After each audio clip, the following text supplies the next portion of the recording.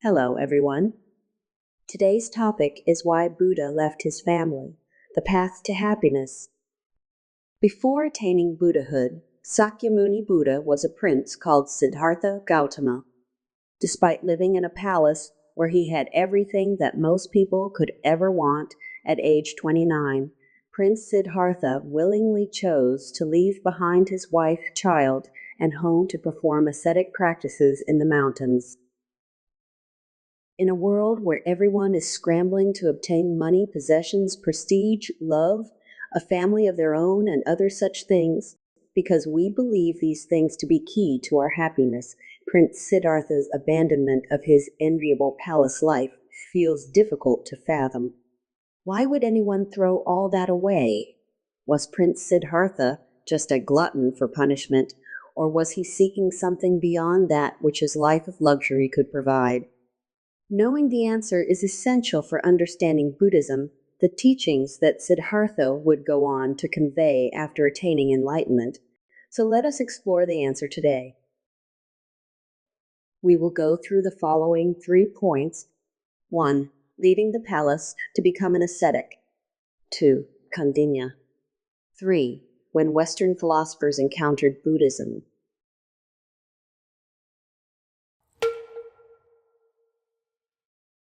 At the age of 29, in the middle of the night, while the guards were asleep, Prince Siddhartha Gautama snuck out of the palace riding a white horse called Kanthaka, accompanied by a servant named Chindaka. Upon reaching the outskirts of the city, he cut off his hair and gave it along with his jewelry and weapons to Chandaka, saying he would only need a robe and a bowl from now on.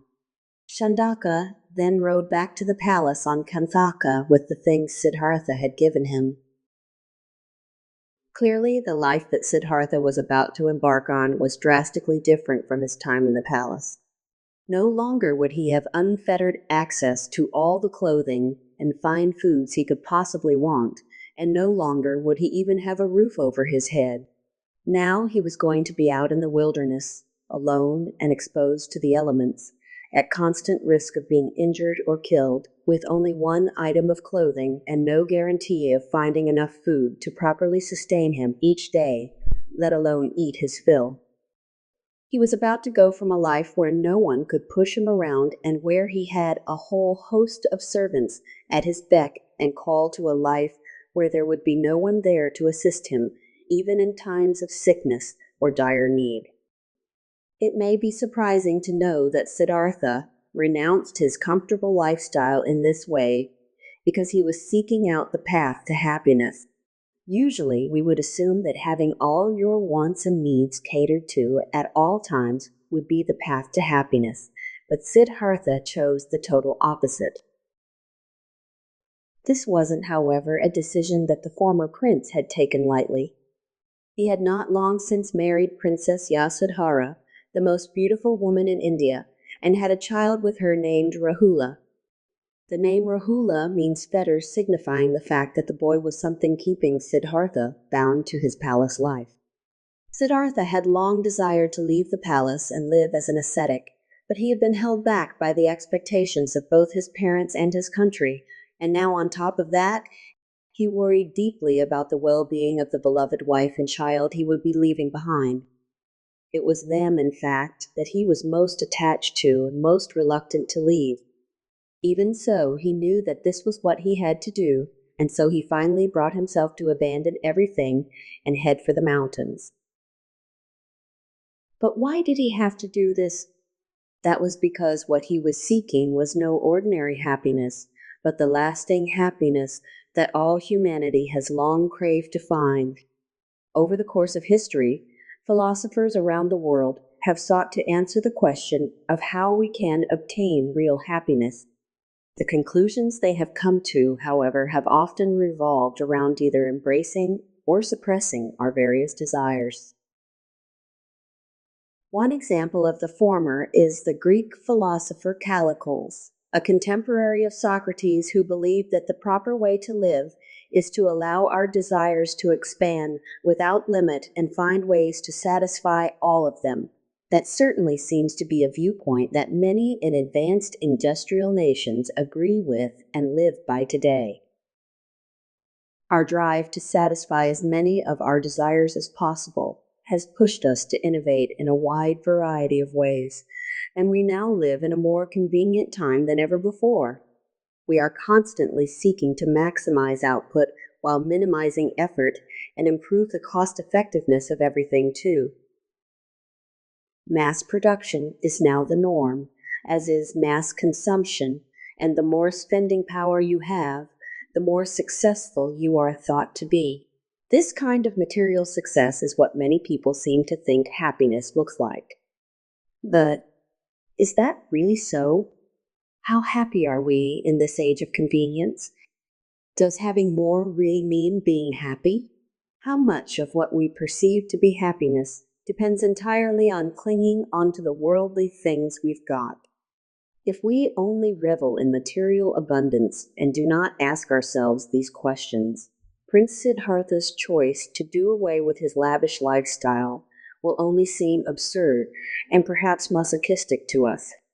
Let us therefore delve further into why exactly it was that he purposely sought out the tough life of an ascetic.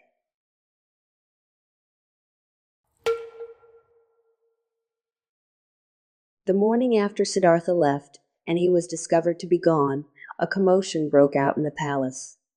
Immediately, King Suddhodana ordered his vassals to find the prince, at which point one of them, Kaundinya, responded by raising his hand and declaring that he would do everything in his power to find him.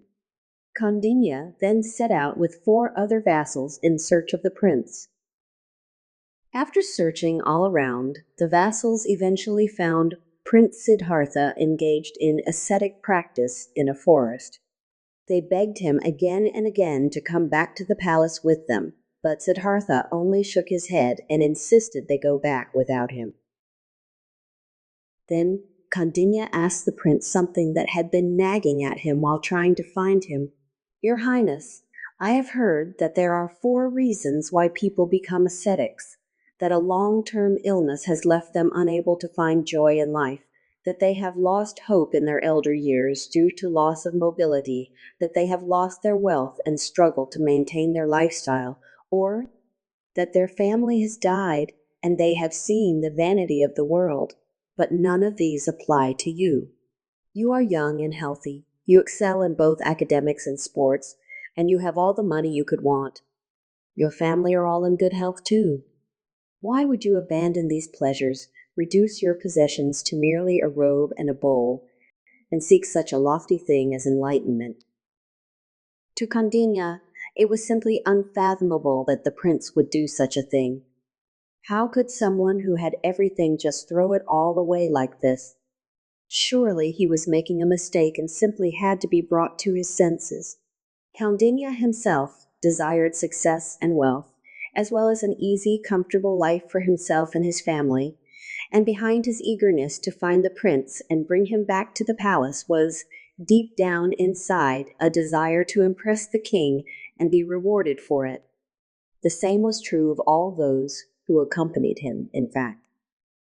Everyone in the palace just wanted the comforts that palace life could provide them. To have all that the prince had and just leave it all behind then was utterly beyond the pale in their eyes. This is likely something that most people could relate to even now. If you were a prince who lacked for nothing and had his every desire catered to, do you think you would willingly upend it all in favor of a life of self-denial and hardship? But then Siddhartha said this to the 5 vassals. "Why can't you understand? You still don't understand the violent storm of impermanence. Nothing in this world is permanent. All things will one day wither and die.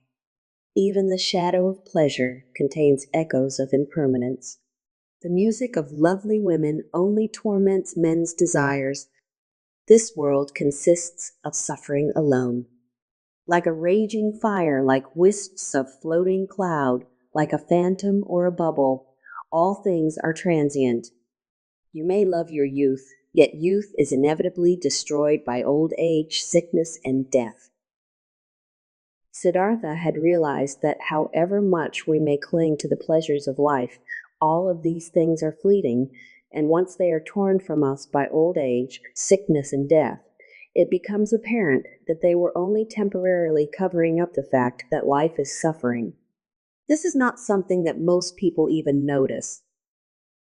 Prince Siddhartha had actually been purposely sheltered from old age, sickness, and death throughout his life, and this made him all the more shocked and appalled to finally learn of these three sufferings when he ventured outside of the palace via 4 different gates. On his 4th and final excursion, he saw an ascetic, which stoked in him the desire to become an ascetic himself and find the path leading to happiness that transcends old age, sickness, and death. Old age, sickness, and death are things that most people see around them all the time. People we know and love grow old and end up with dementia or become hospitalized with serious illnesses like cancer or pass away all of a sudden.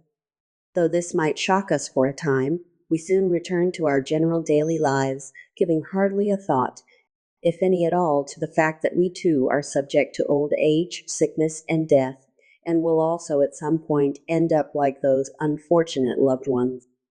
We think only of getting all the things we want, oblivious to the fact that everything we manage to obtain is sure to disappear in the end. However, Prince Siddhartha was awakened to this painful reality and felt an urgent need to find happiness that would hold strong even in the face of old age, sickness, and death. Those of us who are lucky enough to live in peace right now can easily become so accustomed to that peace that we take it for granted, forgetting that war has been a constantly reoccurring thing throughout human history and that it may very well come to us at any point. One Iranian woman who was a child during the Iran-Iraq War in the 1980s recounted her shock upon watching the news and learning of a bombing in Tehran, where she lived, that had ended the lives of a number of children around her age. The news program showed harrowing footage of a row of tiny pairs of shoes that had belonged to the children that were killed in the blast. She was terrified to realize that her own house might well end up being bombed too, perhaps while her family was doing something as ordinary as eating a meal or even while they slept. How can anyone be happy while living like this? She wondered. This woman's family would later move to the United States of America, and she thought at first that life was safe there because the U.S. was not at war.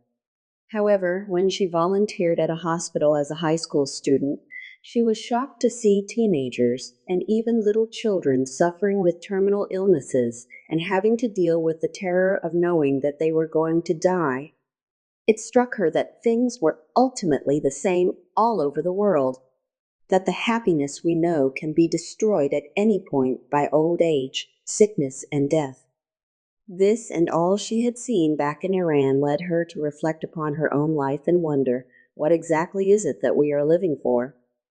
This question led her to gain an interest in Buddhism, which directly tackles this very issue. It is striking how reminiscent this woman's story is of Prince Siddhartha's own awakening to the suffering of old age, sickness, and death, and subsequent quest to find happiness that transcends it. Apple co-founder Steve Jobs might well have been, at one point, the most successful person in the world and was probably the envy of many. But did all that success and wealth mean he lived a perfect life with nothing wrong at all? Of course not.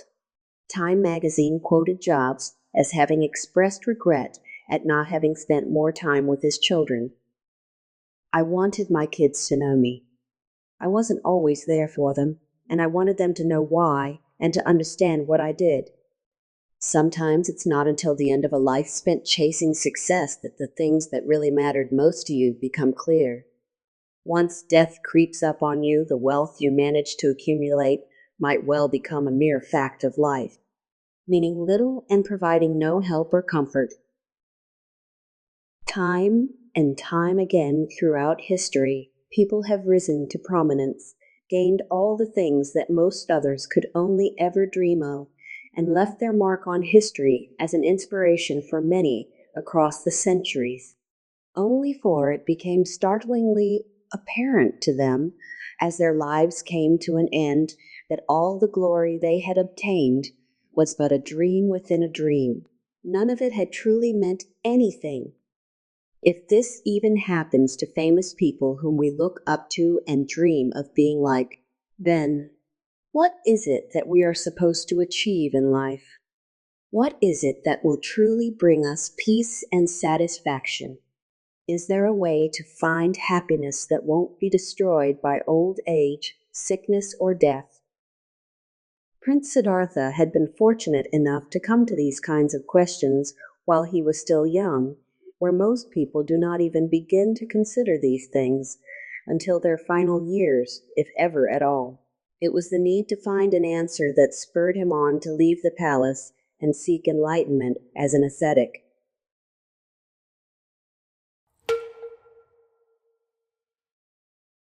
In modern times, the Western ideal of maximizing income and consumption has become a global standard, with it being seen as the one true way to be successful and happy.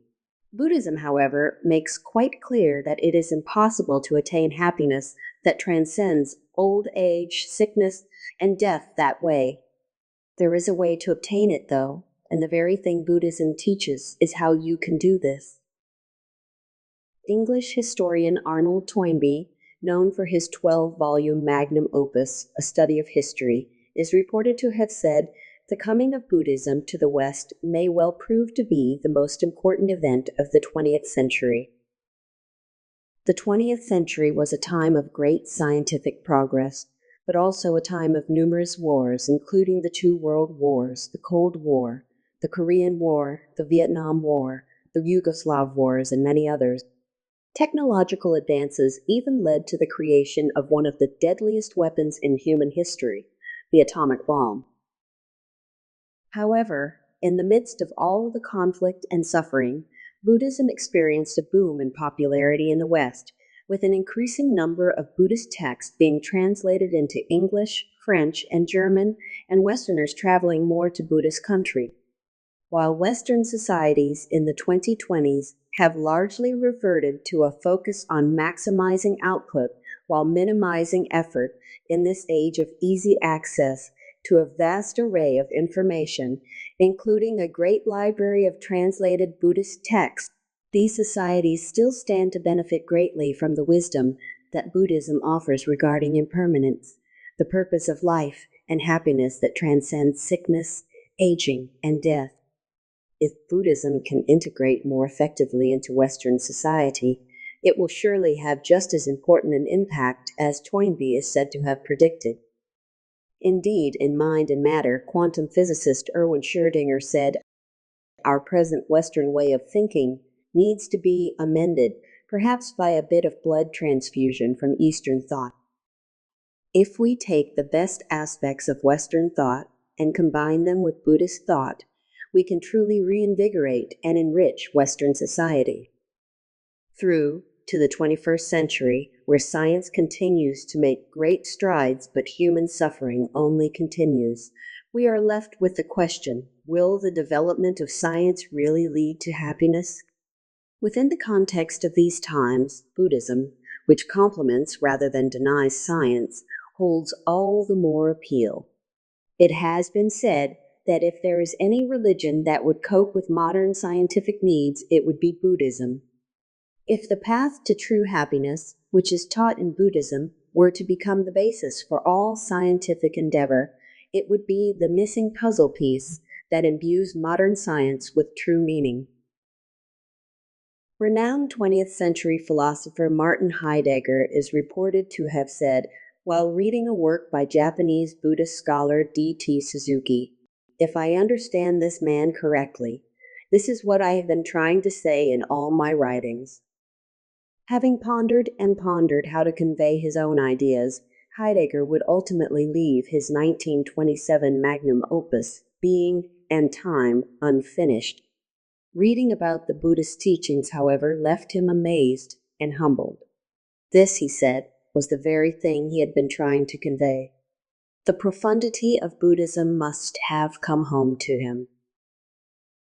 When Prince Siddhartha attained enlightenment beneath the Bodhi tree, aged 35, becoming Sakyamuni Buddha, he finally found the answers to life's questions that he had so longed for.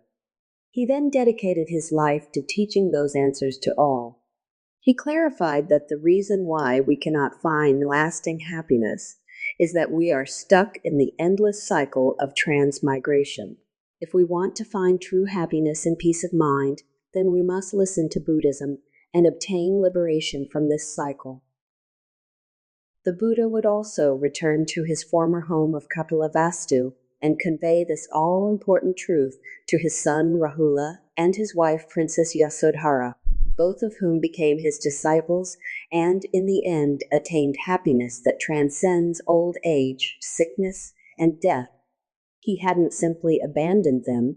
He had sought to discover the truth of the universe, knowing that there was no greater gift he could give to them and to all humanity. If you'd like to hear more about what it is that the Buddha taught, that is precisely what this channel is focused on.